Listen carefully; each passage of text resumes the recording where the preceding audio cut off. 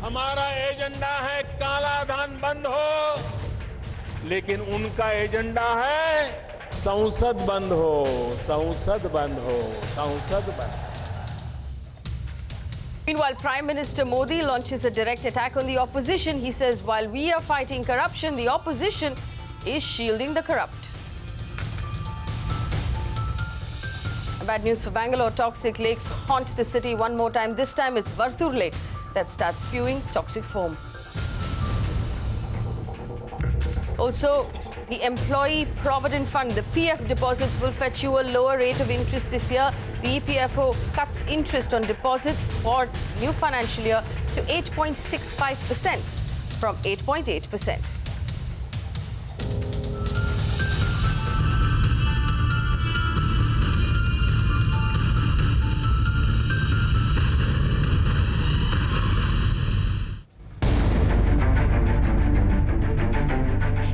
Said that it found 48 cases where people had really gamed its marketplace policy of return and refund. 15 to 16 individuals in the Delhi area were found indulging in this practice, and reports say that some officials of Paytm were also involved.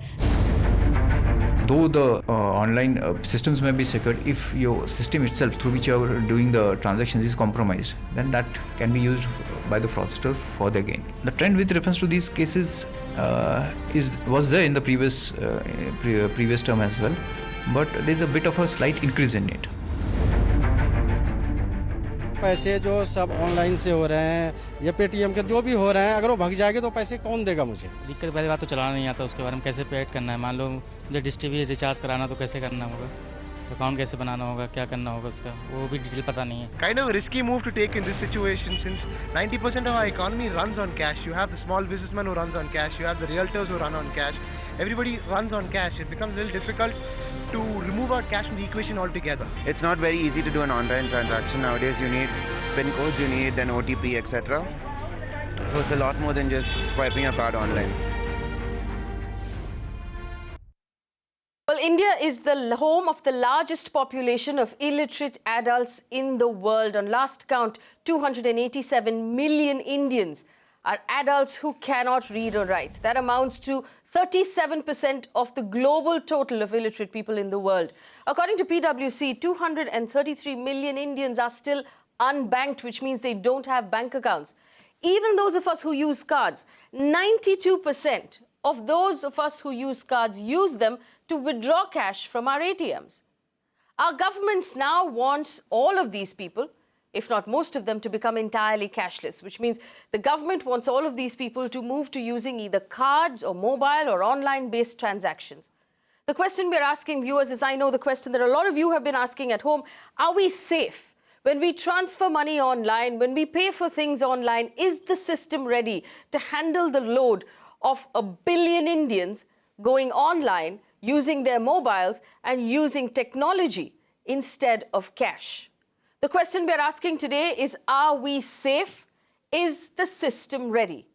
My phone lines are open for those of you who want to share experiences, ask questions, or tell us what your verdict is. But in the meantime, joining me on the show, Brijesh Singh is an IPS officer. He's the special IGP for cyber in Maharashtra. Ritesh, Bhatia is a cyber security expert. Clyde Crasto, spokesperson of the NCP. Rahul Tyagi is the vice president as Lucideus.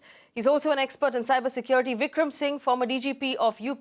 Abhimanyu Radhakrishnan is the editor of Networked India. Gentlemen, thank you very much for joining us on the show. I'm going to do a quick round. I want to ask everybody if you believe that we are actually safe. Brijesh Singh, I will start with you.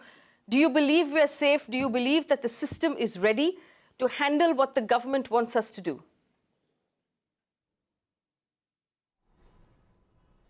I think of all sectors, including defense, probably fintech has the best cybersecurity. So I think, first of all, there's nothing absolutely safe in cyberspace. But of all sectors, I think financial sector is probably the safest. So, in response to that, bring up the fact that 32 lakh debit cards in India were compromised because of a security breach in an ATM network in just October this year. India is listed among the top 5 countries in the world to be attacked by something called ransomware, which basically means that customers have to pay money to get their data back. Trend Micro Incorporated has reported that 180 Indian companies were victims of ransomware in the first 6 months of 2016. Indian businesses have lost over $1 million from data losses and downtime in the last 12 months. All of this means that we're not entirely safe. Let me take that question around the entire panel right now. Ritesh, Bhatia, are we safe? Are we ready? No, we are not safe, and neither we are fully ready. If you would see that 2 days back only we got the news about Paytm, and by and large it was not technology, it were like the insiders who had tied up with these cyber criminals, and then they did certain kind of frauds. Even if you look at ATMs, you would be surprised to know many of the ATMs are still using the outdated Windows XP as their operating system. So I don't think so we are kind of safe, and because of those operating systems, what happened was that there was a malware called as skimmer which was inserted remotely, and because of that we had our 3.2 million debit cards compromised. As early as October this year, Abhimanyu Radhakrishnan, do you believe we're safe? Do you believe we're ready? And just to take forward what he was saying, Ritesh was telling us that it's irrespective of what your technology is, there's a human element. And there's a human element for crime. That's in all of our systems. Yeah, absolutely, Faye. Many of the countries which develop this technology do it on the basis of having strong legal systems. Contract law is upheld in these countries, and therefore they've designed their systems with not the same kind of fallbacks that would be expected in a country like ours, where you don't have access to those kind of systems. Small example: Bangladesh Reserve Bank almost lost, its entire reserves. Only got caught because somebody's email sounded ungrammatical, and the German bank, raised a question. But otherwise, they had one insider, and you could create havoc. So the difference is that in the old world, it's the same. You had bad players then as well, but one ATM guard or one guy driving a van could maybe take away cash for one day at a branch. Today, one bad insider could empty out your central bank. So given that the risk is so much higher, while Mr. Singh is quite correct in saying that fintech does have relatively good, rigorous cybersecurity, I don't think it's yet rigorous enough to deal with the kind of human problems that we have in terms of the people who interface with this technology, both at the back end and at the front end. Let me bring in Vikram Singh. Vikram Singh, is the system ready to handle the load of 1 billion Indians going online, using their mobiles and using technology instead of cash? The question we're asking today is, are we safe? Is the system ready? My phone lines are open for those of you who want to share experiences, ask questions, or tell us what your verdict is. But in the meantime, joining me on the show, Brijesh Singh. He's an IPS officer. He's the special IGP for cyber in Maharashtra. Ritesh Bhatia is a cyber security expert. Clyde Crasto, spokesperson of the NCP. Rahul Tyagi is the vice president as Lucideus. He's also an expert in cybersecurity. Vikram Singh, former DGP of UP. Abhimanyu Radhakrishnan is the editor of Networked India. Gentlemen, thank you very much for joining us on the show. I'm going to do a quick round. I want to ask everybody if you believe that we are actually safe. Brijesh Singh, I will start with you. Do you believe we are safe? Do you believe that the system is ready to handle what the government wants us to do? I think of all sectors, including defense, probably fintech has the best cybersecurity. So I think, first of all, there's nothing absolutely safe in cyberspace. But of all sectors, I think financial sector is probably the safest. So, in response to that, bring up the fact that 32 lakh debit cards in India were compromised because of a security breach in an ATM network in just October this year. India is listed among the top 5 countries in the world to be attacked by something called ransomware, which basically means that customers have to pay money to get their data back. Trend Micro Incorporated has reported that 180 Indian companies were victims of ransomware in the first 6 months of 2016. Indian businesses have lost over $1 million from data losses and downtime in the last 12 months. All of this means that we're not entirely safe. Let me take that question around the entire panel right now. Ritesh Bhatia, are we safe? Are we ready? No, we are not safe, and neither we are fully ready. If you would see that 2 days back only we got the news about Paytm, and by and large it was not technology, it were like the insiders who had tied up with these cyber criminals, and then they did certain kind of frauds. Even if you look at ATMs, you would be surprised to know many of the ATMs are still using the outdated Windows XP as their operating system.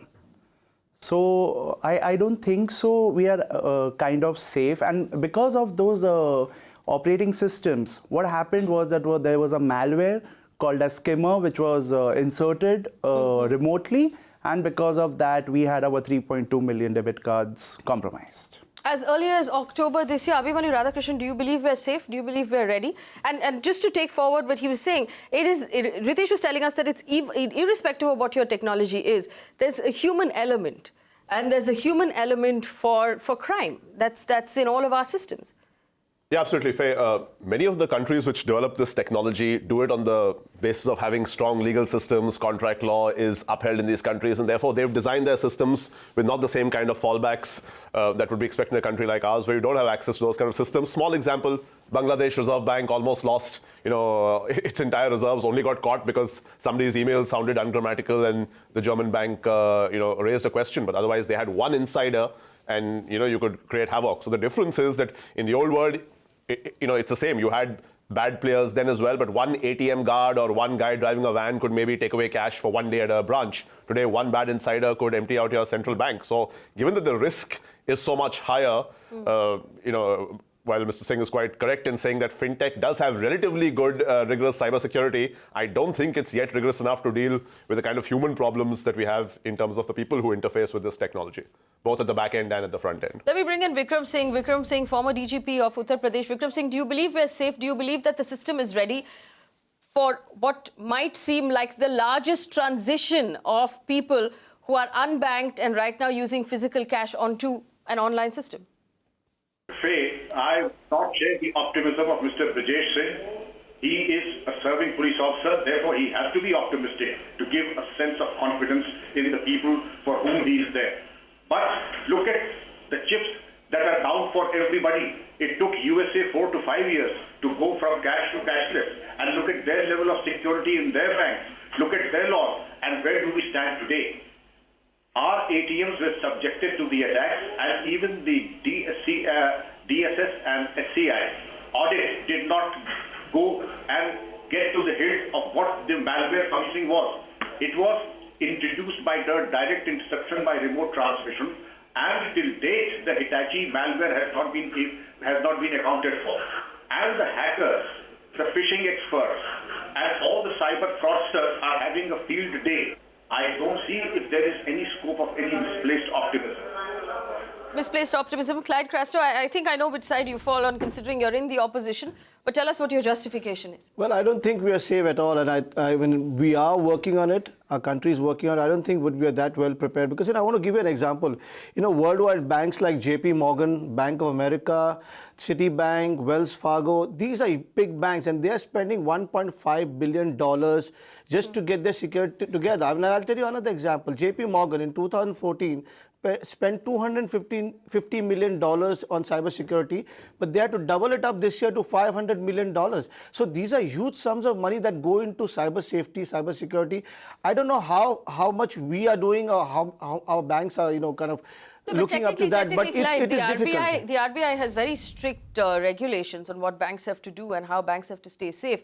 My concern here is, and I'll bring in Rahul Tyagi, my concern is for the millions of illiterate people in this country or the semi-literate people in this country who won't understand when you say be careful of phishing websites. They won't understand when you say don't give your details to someone over the phone. Only wait until you have an automated system where you have to key in your details. This is an entire change in the system that we have to teach people. And in that transition of teaching people, we're opening up room for a lot of fraud. See, there is a beautiful saying that more you expand, more you become vulnerable. We are a country of 1.25 billion people, and if we have to go cashless, then definitely there is a mutual effort we have to place.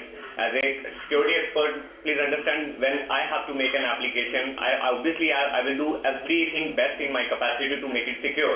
And just take an example of RBI. In case if majority of people do not know that regulatory body RBI have done such a tremendous job by implementing such a a great effort in making a digital payment more secure as compared to other companies. Just to give an example, if you're right now in the USA, if you have to do any payment, there is no OTP there, and in India we have OTP. Until you are going to put a OTP message there, and yes, they have Apple Pay, they have Google Play, fingerprinting, scanning, other features, which are definitely there. But I understand that saying India is more safe than the US right now. That's the argument you're making, because we have one-time passwords. Yes, but the regulatory body, yes. Well, I agree with Rahul that the OTP system was well thought through. The problem is technology changes so fast that it becomes redundant very quickly. A very basic example I'll give you. There are at least a dozen malware apps today in the Android App Store. And you know, apps can take permissions from users in terms of reading SMSs, which are essentially man-in-the-middle attacks where that OTP which comes into your phone, the app can read it real time and transfer it back. So the OTP, for example, was a great technology in the pre-smartphone era. Suddenly in the smartphone era, you're going to see a massive proliferation of OTP fraud because the stakes are now so high that there are just too many intelligent, though unfortunately evil people who are going out there and are going to disrupt that system. Now, I personally, just to let you know, Faye, do not take my OTPs for my bank accounts on a smartphone. I have a separate old Nokia dumb phone, which I use for nothing except OTPs, and I lock it in my safe. I give it the same respect I would give a key to my, life savings. But 99% of people don't have that rigor to deal with these things, and that's unfortunate. We should also point out that the RBI, in order to make this transition easier, has just changed the rules. OTPs or one-time passwords are not necessary right now for small transactions, which means, are you saying then, Rahul Tyagi, that small traders and small buyers are at risk if I'm buying something for less than 2,000 rupees? I'm at risk because we are not adopting the OTP system?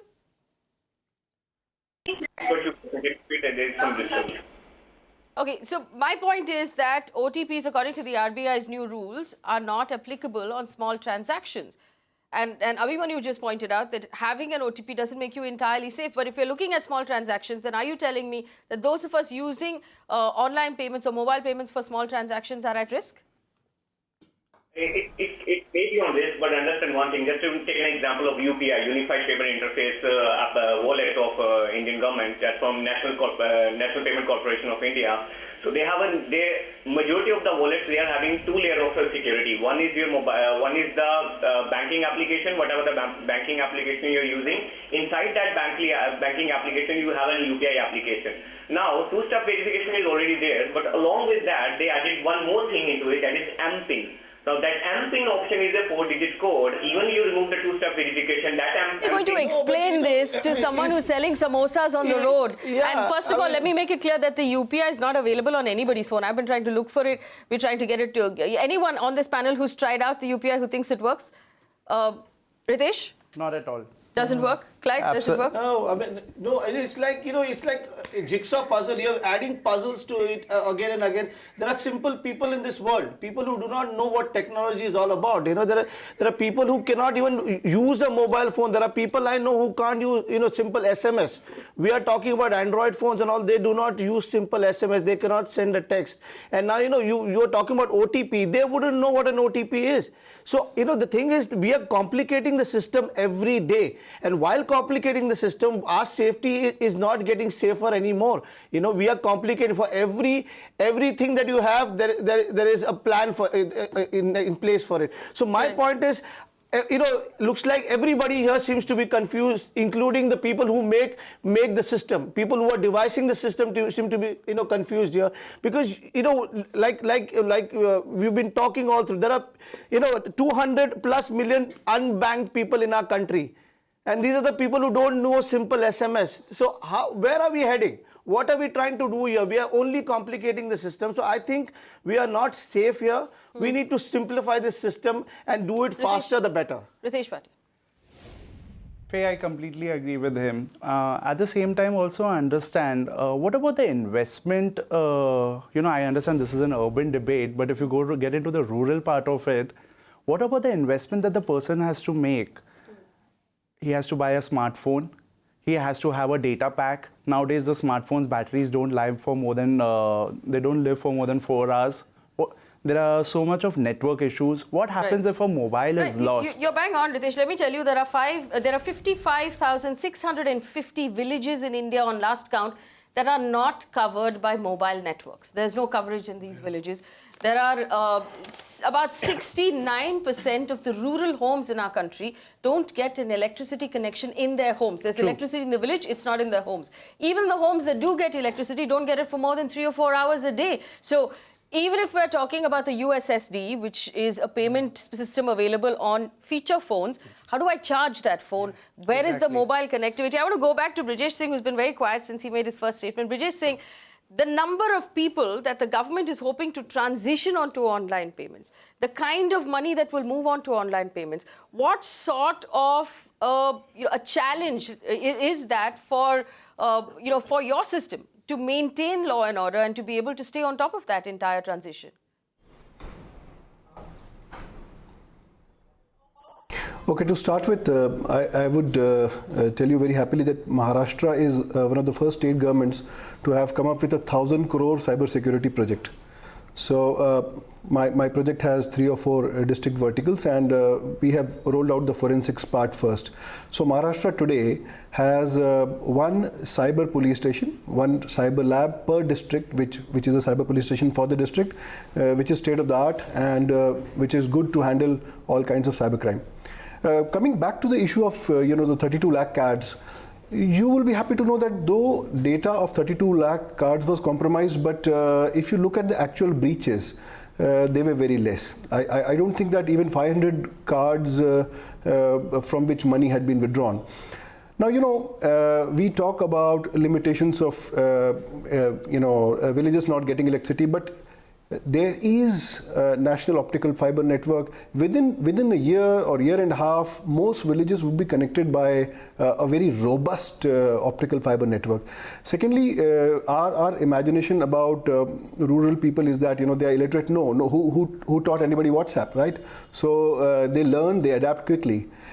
Similarly, after Aadhaar was linked as eKYC, at least in government schemes, by linking Aadhaar to direct beneficiary transfer, I think probably by primary estimate, 36,000 crores has been saved out of leakages. The National Payment Corporation also has a very robust framework. Aadhaar has a very robust framework. And whatever problems we are talking about are not unique to India. They are everywhere. Because all these technologies, basically we are not developing these technologies. It's a question of adopting and adapting to them. So they are not unique to India itself. So it is a learning curve. We will need to invest heavily in cybersecurity. Maharashtra has shown the path to other states. It's coming up with its own cert. It's coming up with Maharashtra cert, and it's going to heavily cater to the corporate sector also. Clyde Crasto has a question for you. Mr. Singh, I wanted to ask you something. I have high regard for you. I've been following for a while. And you're doing a tremendous job, no doubt about that. Before we get to that, let me just point out to our audience that Brijesh Singh is on an internet-based link right now, and the network is really weak, which is why the picture is becoming a little weak. And this is what we're talking about. We can't even, in the city of Mumbai, rely on the networks. How are the people across our country going to rely on the networks in order to transact, which is, it's no longer about being able to WhatsApp your friends and family, or it's no longer about being able to send a photograph or look at a video. It's about actually being able to conduct business and transact on networks that are currently not strong enough. Now, you might be looking at a network that is strong in a year and a half, but what's going to happen in that year and a half? Well, I'm midway through a transaction and my network fails, or my mobile connectivity fails. What happens then? Clyde, Mr. Singh, I was talking to you. I just wanted to ask you, like I said, I've been following your work and you've been doing a tremendous job. So kudos for that. My thought and my point here is that, we suddenly got into this whole movement of, digitization and, demonetization and trying to run cashless, and everything was on mobile phones. But, while we're doing that, like a large section of our countrymen do not know how to use a mobile phone, do not have Android phones.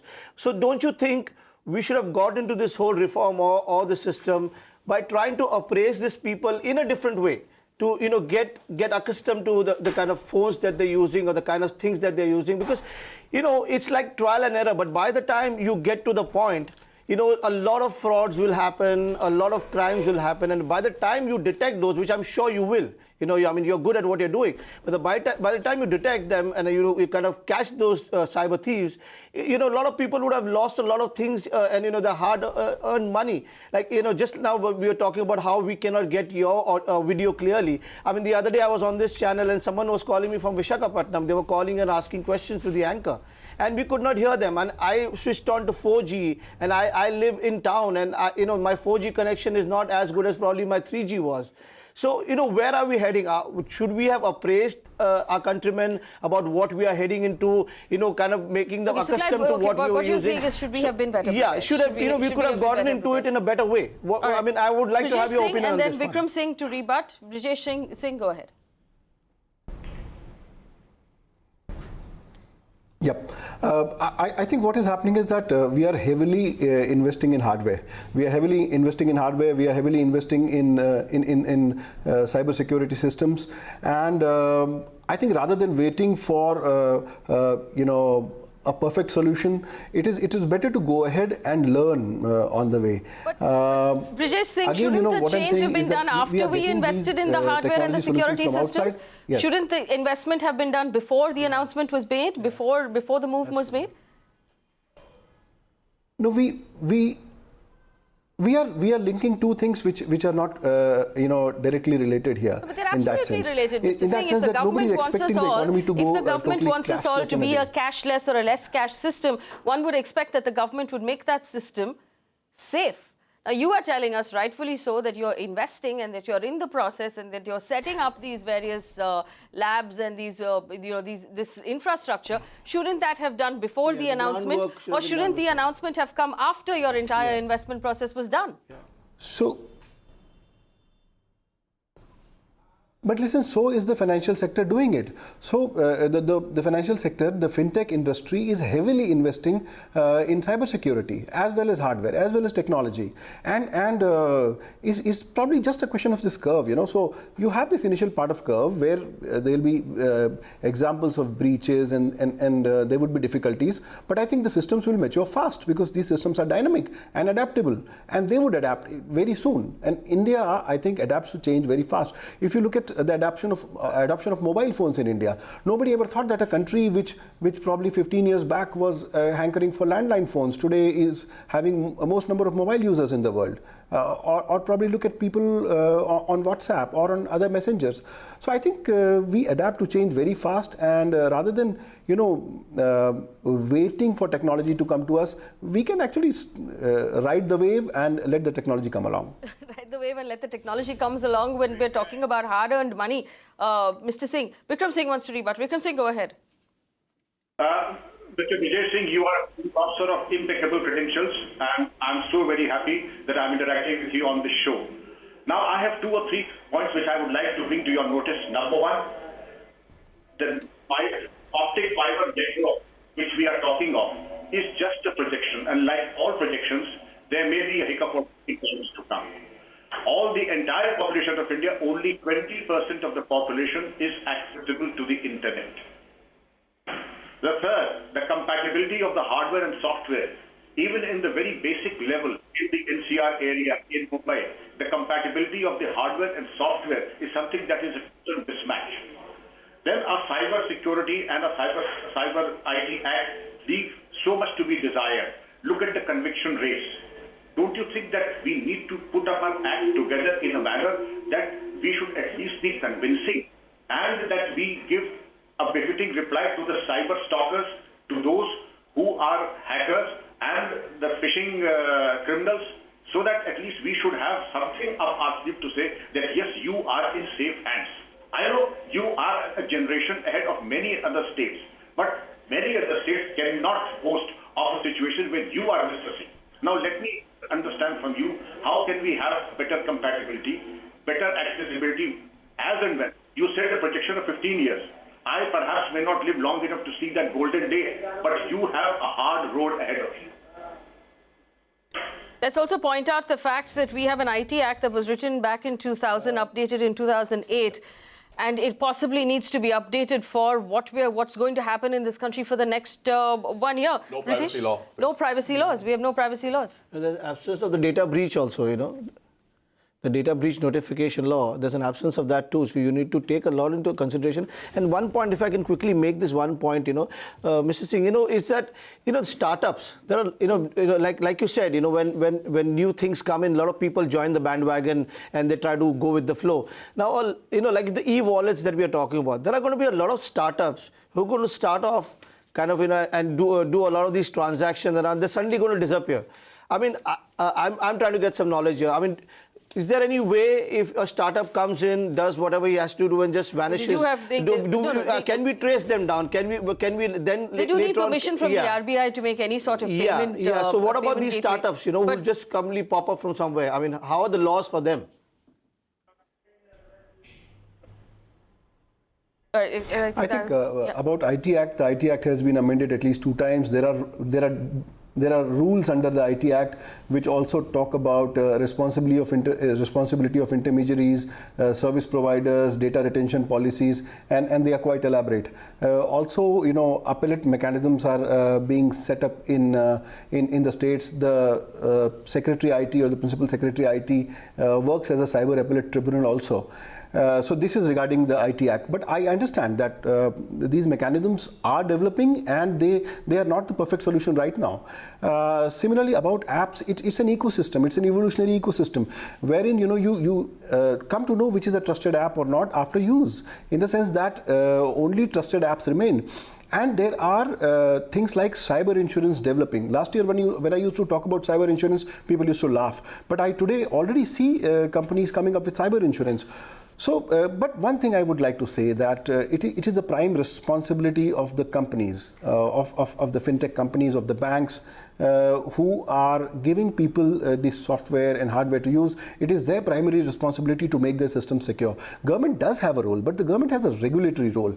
RBI is doing a wonderful job of, you know, collecting and collating this information, bringing everybody to a common platform. National Payments Corporation is doing a wonderful job. Aadhaar has become a very strong platform. And if you look at Aadhaar has been very, you know, cyber security wise very strong. You also look at the number of attempts which are made at this infrastructure every day, right from hacktivists to nation states. You have nation states which are, you know, attacking these systems continuously, but they are still surviving. And let me tell you that probably the systems in fintech, the cybersecurity systems in fintechs are as good as that in the defense sector. But there would be breaches. There definitely would be breaches, but they are not unique to India. They're everywhere. Well, let me bring in Chavi Dang, who's on the phone line from Thane. I'm opening up the phone line for our audience. If you believe that you're safe or you're unsafe, feel free to get in touch with us. Chavi, go ahead. So I actually am a new user of these digital wallets, etc. And I used it only a couple of weeks back, soon after the demonetization happened in the country. And I had a very bad experience with Ola Cabs post which I stopped using them. So I obviously topped up my wallet, and that was the first time I'm using the wallet. And once I reached the destination, I asked the driver, and in fact I told him my wallet is topped up, so I think you will get the tariff from there. In spite of me telling him, he took the money from me. The money got deducted in my receipt and it said, paid by Ola Money, etc. This is just the background what happened. So I obviously raised it to the company, and I got 3 kinds of responses from the company. They said, oh, too bad, be careful next time, don't fall for all this. And B, we will take action against the driver, is all I heard from the company. I told them, shouldn't you be refunding the money since your driver did it and you should take responsibility? So obviously radio silence on that. So I think I heard all the people who are, making points about software compatibility, etc. I think from a customer standpoint, the most important thing is the awareness among even regular users like us. We get you all the time. That's a very good point. Rahul Tyagi, this is the point we were making. Thank you, Chavi, for calling us. This is the point we were making. Irrespective of how solid your software is, at the end of the day, if it allows people to take advantage of gullible users, and we're going to have a lot of those in our country over the next 1 year, then we're going to have a problem on our hands. So that's the same point I was about to basically say, that awareness, obviously, please understand that when I say there is an attack vector going on, there are two possibilities through which your money can be lost. One is the responsibility of the wallet company who is making the application layer secure or something like that. So if any things happen at the mobile level, technological level, that will be the responsibility of the application maker or the wallet maker. Second is the awareness level. Now, please understand, from the time we're talking about the problems which are there. Being a security expert or a hacker, I always look for solutions. So what exactly is the solution? I know it will take time to transform ourselves from the cash to the cashless, and obviously we have to wait for the people to learn technology. But what exactly we are doing in that? Now, the majority of the government departments or technical education schools, they don't have a basic knowledge of how to use a mobile phone. If I ask you, we know 80% of your mobile features? We do not know. There is not formal education of how to use mobile phone. Now, in that scenario, we have to take steps to make people aware. Just take an example that what we are doing as a company from our side. We are running steps should have been taken before the announcement came. Then, don't you agree, Rahul Tyagi? Sorry? Then those steps, and I'll take that question across the panel right now. Ritesh, Bhatia, shouldn't those steps, everybody agrees that going cashless is a good thing, that moving as many people onto the banking system, that getting them to track transactions that were largely on cash right now, all of those are good for our economy. The question is, shouldn't all of this have been done before the big announcement and not after? Absolutely right. See, if I have to give you a new laptop, and you have never ever seen a laptop, you would say, okay, what is this box? You would want to learn about it. You would want a manual, or you would want some kind of training. Same way, every day I see these newspapers and, full page ads by Paytm and other digital wallets. They promote themselves so much. But what about the awareness? Whose responsibility is it? The government has done their job. As Brijesh sir says, even RBI is doing their fantastic job.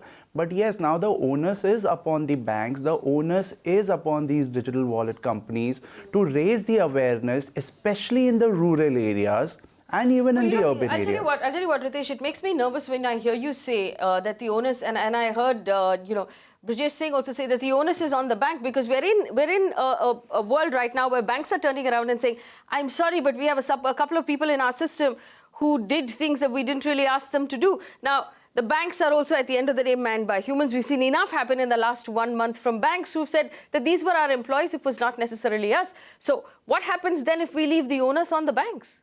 But then this is where the police has to step in, and a very strong action has to be taken on it. If you ask me, 3 A's are very important. I would say awareness, audits, and action.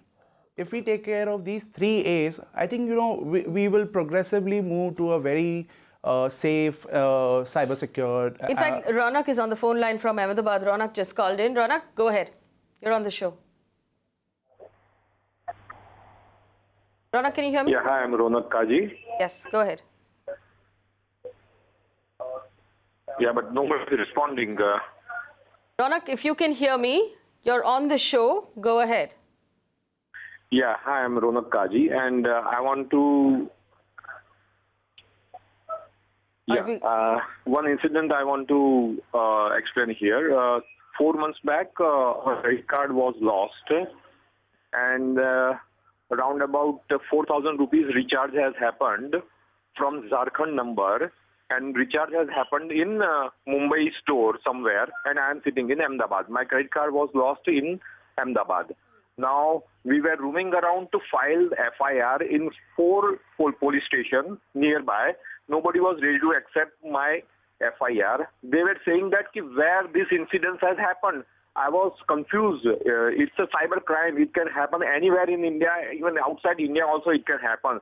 So nobody was ready to take FIR because it has not happened in my area or some area. Then I have explained, then I have gone through some cyber report, and then I have shown them. Then they have taken. Then they have told me that for 3,000 rupees you are filing FIR. Then how can we investigate going to Jharkhand? It's very low denomination case. We cannot file FIR. Please wait for some time. If we get some other complaints, then we will file your FIR. This is the experience.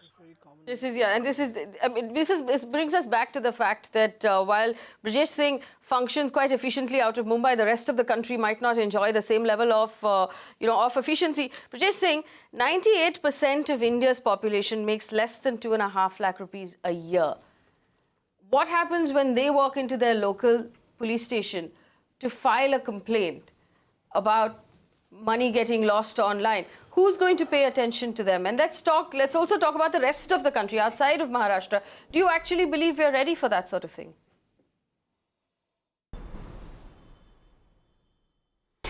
Police handles various kinds of crimes, and I understand that registration can be a challenge, especially in case of cyber crimes, especially in police stations or in police agencies which have not been exposed to such complex investigations. As I've already said, that realizing this, Maharashtra has taken the lead. Let me tell you that I have had great interest from other states. Almost every day I get a call from some senior police officer in some other state which is wanting to emulate Maharashtra, wanting to go ahead with a cyber security program like what the government of Maharashtra has done. So there is a lot of enthusiasm. A lot of other states are coming to see our program and they're wanting to implement it. And I feel that the center is also with us. DETI, the METI, the Union IT Ministry has talked to us, and they said that we would like Maharashtra to handhold other states. Once my project is complete, they want us to handhold other states and get these standards of cyber security and investigation implemented in other states. So we're going to become repetitive, Brijesh Singh, if I keep coming up with the fact that your project is still underway, your project is not done. Once your project is done, based on its success, you will, of course, have other states emulate Maharashtra. But currently, the project is not ready. Vikram Singh, we've been on this show talking about the fact that women have trouble filing FIRs about rape, that people have trouble filing FIRs against developers who have not built homes. Yes, what do you think the reaction will be in the state that you functioned in UP, if someone walks in to a police station saying, and Abhimanyu at one point lived in the NCR region, so I'm sure you have an example for us, but Vikram Singh, someone walks into a police station in UP saying that I lost 1,000 rupees on an online transaction. What will be the reaction to that complaint? Non-registration of FIR is an epidemic disease all over the country. And if somebody were to walk in any police station by UP, unless Mr. Brijesh Singh gallantly steps in, rest assured, I can give it in writing, that FIR shall not be registered. It has to be something as vibrant, as positive as Mr. Brijesh Singh to intervene directly, otherwise that FIR is not going to be launched. Firstly, our police officers are not IT literate. They are not in a position to understand the ramifications of the IT Act, much less to investigate. And the howlers that we get during the course of the investigation of cybercrime, I would not like to make it public. Nevertheless, you have asked a straight question, it's my duty to give a straight answer. Barring unforeseen circumstances, barring the intervention of Mr. Brijesh Singh, this FIR is not going to see the light of the day and it will not be launched. Abhimanyu? So, here's my FIR story, Faye. As you were saying, Bombay is probably a rare case of an efficient police system. I went to the Kolaba police station in South Bombay, filed my FIR for a lost wallet, but when the senior inspector there saw my press card, I was at ET Now of all places that time, he said, oh, aap technology cover karte ET Now ke liye? I said, yes. He took out his SBI card and says, you're an economics journalist, can you please approach the bank and help me? 1,000 rupees has been stolen from my ATM card in Sholapur somewhere, and SBI, State Bank of India, is just stonewalling me. I have no way to prove it. I've shown my receipts, but they've been making me go around. So this is a senior inspector in a police station who himself is struggling to get 1,000 rupees, which is a big deal for him, taken out of the network. And I went and emailed the SBI guys using my press contacts and stonewalled there as well. So it's very hard to figure out who to approach. You want to respond to that, Brijesh Singh?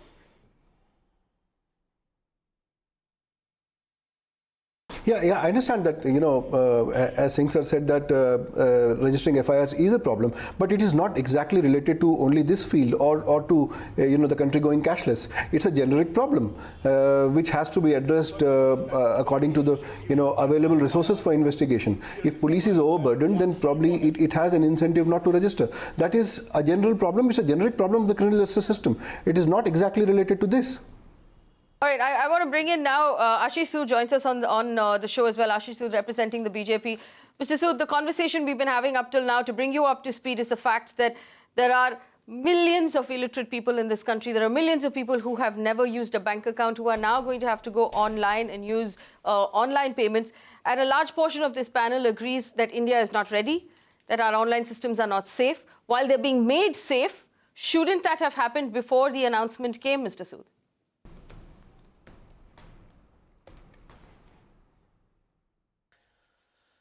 Look, when you talk of so many illiterate people in the country, that reminds me of 1950 when our constitution was being made, when there was a debate that whether a universal adult franchise right should be given to the whole country or not. There was a debate that only the literate lot should be given the right to vote. No, this is not the same thing. And the country proved contrary to that in 1952.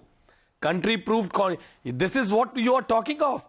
They were denying voting rights to the illiterate. There was a section. Now when we talk of illiterate people, the country in the nook and corner has the illiterate people have. Mr. Sood, would be that even till today, parties need a symbol for vote because so many of your voters are illiterate. So till you can make your IT systems that it's so easy to pay somebody, but just by looking at a symbol, then it makes sense. But today, the process of putting your vote is so much more easy and less complex than making a simple payment. You carry a wallet in your pocket.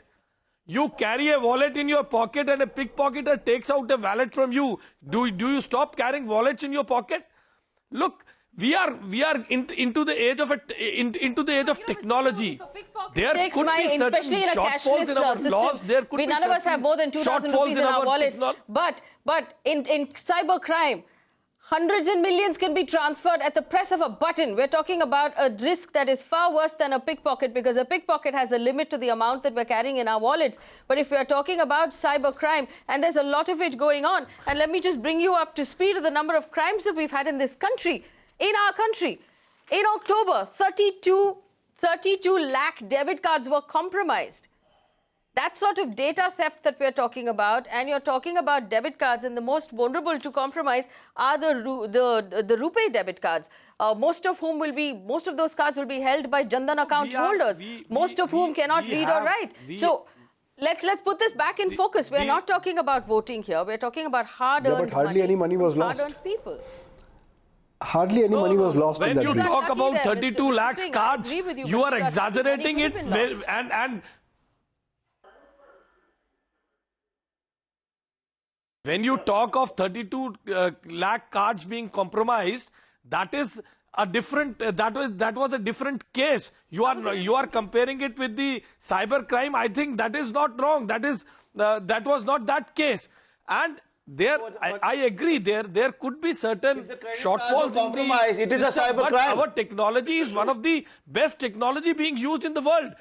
There is no point of that we create a fear psychosis in the society. It's not the question of fear psychosis.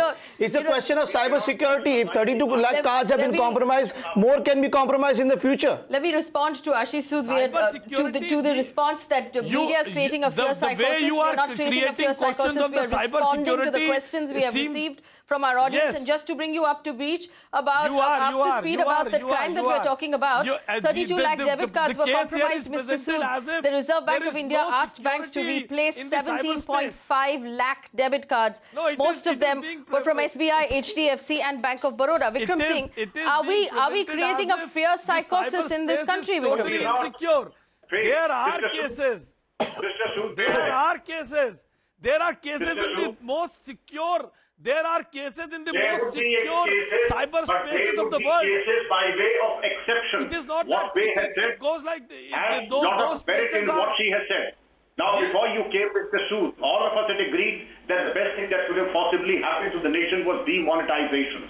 There is no disagreement on that. But the manner in which it was introduced without prior education, when we have almost bare minimal IT literacy, I think some kind of coaching, some kind of educated and announce a date of demonetization. Yes, I agree.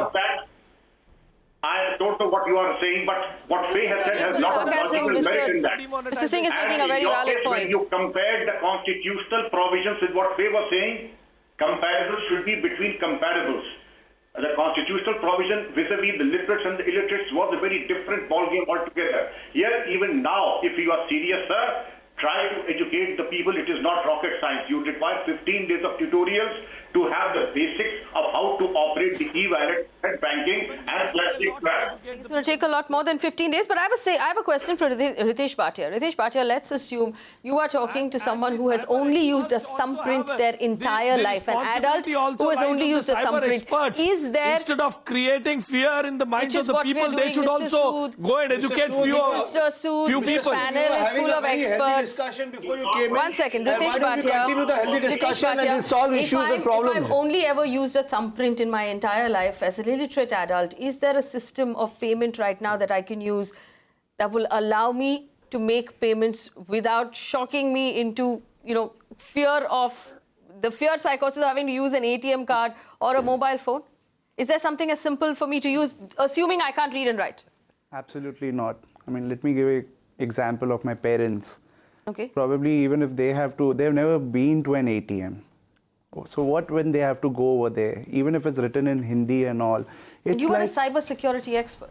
Yes, but so not my parents. we're not even talking about rural India, we're talking about your parents. Yeah, you're talking about my father who's an engineer. I would like to add point one here. Yeah, Rahul Tyagi, I'll come to you. Let Ritesh finish his point. Ritesh, yeah, so ahead. even I'm talking about my father who's an engineer. Okay, for him also it will be a completely new experience altogether. Maybe, okay, he would require training once, twice, but there is something called as a psychological pressure. Like, for example, let me tell you, somebody has gone to the ATM machine. He just puts the card over there and tries to withdraw some kind of money and it's not coming out. A person would want to come and help him out. But this guy is actually a criminal. He doesn't want to literally help him out. But then he says, okay, it's not working. I've tried pressing the buttons. And he says, now come on, you please go. I'm getting late for my work. And the person goes, this guy just press the enter button and the cash comes out. These are the real life cases that are happening. Right. Abhimanyu? You talked about the fingerprint, and my assumption was somebody would jump in and say Aadhaar, but there's currently a bunch of activists are essentially asking the UIDAI to resist from sharing data because it would be in contempt of a Supreme Court ruling which very specifically said as of now Aadhaar can only be used for 4-5 listed items including gas connection, subsidy and 2-3 others, and not for payments and data sharing with third parties. Still that privacy laws in place and all the other legal mechanisms fall in place. So while Aadhaar may be a very robust system on the back end, on the front end you haven't explained to people that you should not be giving your biometrics or fingerprint at an unauthenticated piece of hardware, and I don't think that awareness exists at all. Rahul Tyagi, we have not even explained to people that you should not call out all of your banking details to someone on the phone. If someone calls you and asks you what is your debit card number, what is the number, CVV number written at the back, tell me what your PIN is. Do you think that all of the Indians who have debit cards in their hands right now know that they're not supposed to give out that number? You're talking about mobile number or PIN code number? I'm talking about PIN code number. Yeah, credit card details. I'll give you one example, a very recent example. There was a person who was a businessman and he was doing his work. He was quite busy in his work. He got a call from pretending to be from bank, and there is a girl who's saying that you have done 10 transactions from different ATMs in the last month, and we may have suspicious activity that maybe you are not that person who just extracted that money. Now he's working in his office, and he gets so many calls like this, from bank, from credit card or something. He thought that maybe I have done this, and he shared the PIN code. He's an educated person. Now please understand what is the real problem here, what is the real solution. Problem is something, we have two type of different crowds which you have to handle if you really want to make digital India secure digital India. First is the educated people. Now, how many people? Everyone go for online banking. Everyone know there is an option known as go to virtual keyboard. How many people go for the virtual keyboard and tick there? They use the keyboard, and that's the reason they get infected. Now, on the other hand, banking application has given, but we are resistant to change, That's the whole point. Even an educated person who knows Doesn't how know. to use a Yeah. phone can make a mistake. Imagine all those illiterate people who use a thumb impression in their life. They cannot even fill a normal form. And imagine filling up an e-form. So, you know, education was most important. Even the common man, even the illiterate person needed to be educated before such a big reform was called for. Education was the most important factor which was completely overlooked. Nobody was educated as to what was going to happen. So people who cannot fill up a simple form or write a simple form are now being asked to fill up digital forms. So how does this work? So now we are over a month into the announcement. Has there been education in the last 1 month? Has there been anything done in that area to help people with Jan Dhan accounts, for example, use their money better? Has there been any sort of system? Abhimanyu, have we done anything at all? I don't think so at the scale that it was required. That kind of education has been done. Even maybe having a YouTube channel from the government of India with 10 basic videos in all the Indian languages explaining exactly how to use a debit card, how you use a credit card, how do you use a wallet would have, possibly, I don't know if it would help to a large extent, but, the effort needed to be of a much more gargantuan scale, because people keep saying who taught people how to use WhatsApp, but that was opt-in. They figured it out themselves. You didn't say that from tomorrow all letters and SMSs are banned and you have to use WhatsApp. Right?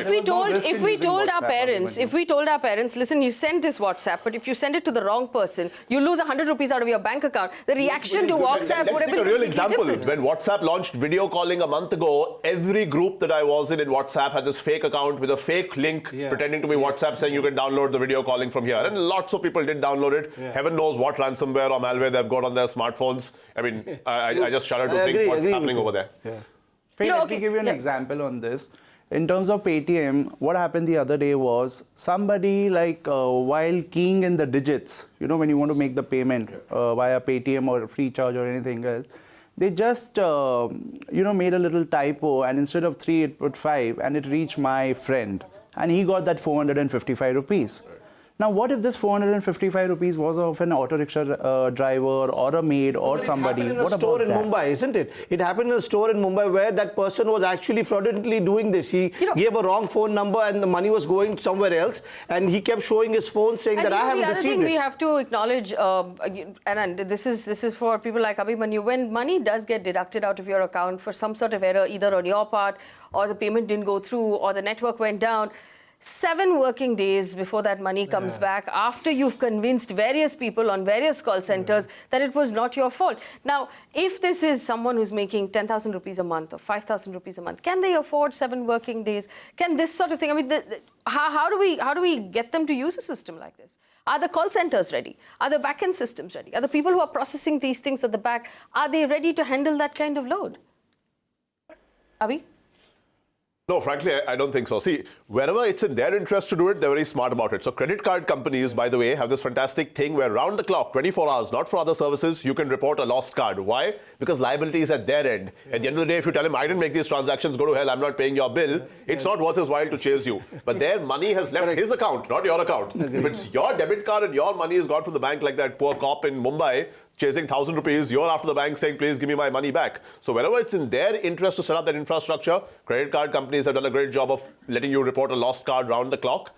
I wish banks and debit card providers give the same kind of rigor that one particular function, which is reporting lost card by credit card companies has. If they can do that, it'll be great. But I think it's, time and infrastructure and investment intensive. I hope they do it. And Abhimanyu, yesterday I made a false complaint to Paytm saying that, okay, I've lost 1,000 rupees. And then they called me back. I said, do you have a call center number? Because since 2 days, I've been trying to get in touch with you. So I have that conversation recorded with me. For customer service. They said, no, we don't have a customer care number as of now. So Paytm doesn't have a customer care number. Not at all. You can try it out. It has been advertised the most. Okay, so here's the thing. Ashish, Sood, let me reiterate this so that I don't upset you. Everybody on this panel agrees that moving as many people cashless or less cash is a good idea. Moving as many people onto the banking system is a good idea. But the manner in which we're doing, where we're shoving them, kicking and screaming onto the system without giving them time to understand, without giving the system time to accept and to get ready, this is going to lead to a lot of problems in terms of theft, identity theft, in terms of software theft, malware, viruses, all kinds of things are going to happen. And the unfortunate thing is in the last 36 days, there's been no move from the government to educate people. There's been no move from the government to help people make that transition in simple education. And I want you to consider senior citizens who might be educated, who can't even see the numbers on their phones in order to make those, those transactions happen. What is the government doing? Where is the plan? Tell me what the plan is starting today. What are you doing in terms of education? What are you doing to beef up the system? What are you doing to help officers like Brijesh Singh be ready for what's coming their way?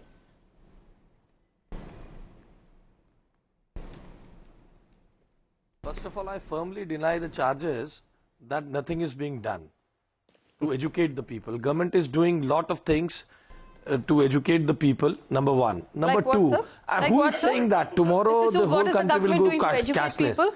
Is it just let me make my point. No, you made your point. I was just asking you for a clarification. There have been so many advertisements. Banks are going, the banks are going down the line, meeting the people, educating them. The volunteers from the political parties like BJP are doing it. There are people who are not aware. And who says tomorrow the whole country is going cashless? This is a process which the government wants the country to take ahead. Both the things, educating and upgrading the process and the systems, will go side by side. The government has not said. Your debate seems that tomorrow the government has said there will be no cash transactions in the country. That's what they said. They said government wants the country to take a leap ahead towards this. Listen, that's what the government did. They just announced saying that now your money is not yours. It's a piece of paper. Without even, kind of putting all the new currency into the market or into the banking system. I understand. You belong to that school of thought that the demonetization should have been. So there is no, Sir, there is no concern of the cyber crimes or something like that. So please don't tell me my school of thought. That it should have been announced well in advance that demonetization is being done. Then don't talk about the concerns of the common man. Then don't talk about the concerns of the common man. It is the concern that you wanted a date to I wanted to give a concrete example of the government. Brijesh Singh, I'll come to you. Mr. Ashish Sood, agreed. I wanted to give a concrete example. Yes. Brijesh Singh, I'll come to you. Mr. Ashish Sood, I agree that in order to remove black money, there was a certain element of secrecy that was necessary. But in order to move the unbanked and the illiterate onto the banking system, why was the need for the element of surprise? If that's what we wanted to do, if going online, making it cashless, making it less cash was our aim, what was the need for the element of surprise, Mr. Sood? When you talk about villages and the common people, you don't understand how the rural economy works. The government is not saying that there will be no cash transaction from tomorrow morning. The whole debate seems to be guided by the perception that there will be no cash transaction tomorrow morning. Whether we want to take the new technologies, are we open to the new technologies, new systems? Are we open to the new accounting processes, new tax laws? This debate should not go with the perception that there will be no cash transactions. Okay, Ashish Sood, you're not answering any of my questions. I have a minute left. I'm going to give that minute to Brijesh Singh, who wanted to make a statement. Brijesh Singh, your closing statements. Yes. Yeah, so about the efforts of the government, there is something called Saksharta Abhiyan, which has been going on for last 1 week, in which students in higher technical institutions like engineering colleges have been trained. I have personally seen that training. It's a very good training where the teachers have taught these students of engineering college on how to use these digital payments securely. Now these students have been recruited as volunteers, and they're going to spread this information to people and make them aware about how to securely use these platforms. So this is a very concrete thing which is happening. The University Grants Commission has already written to all the universities, and it is very strictly monitoring compliance. Excellent. That's an excellent suggestion, Brijesh Singh. Thank you for sharing it with us. The truth is, the students have been now recruited. They will pass on education. It has not happened yet. In the meantime, let me read out this report that the Economic Times put out. Post-demonetization, Kolkata police recorded 58 cases of digital payment frauds in 3 weeks in November. Other state and central agencies are also receiving several complaints as thousands of people who've never made digital transaction payments before are now trying it for the first time and losing money in the process. The truth is, examples like Brijesh Singh gave us of college students who are educating could have been done before we made the move. If we were educating the illiterate and the poor and the senior citizens of our country on how to make online payments, nobody would have guessed that had anything to do with black money. We could have started doing that a year ago. And today we would have been ready. The truth is, we're not ready. Our system is not ready and we are not safe.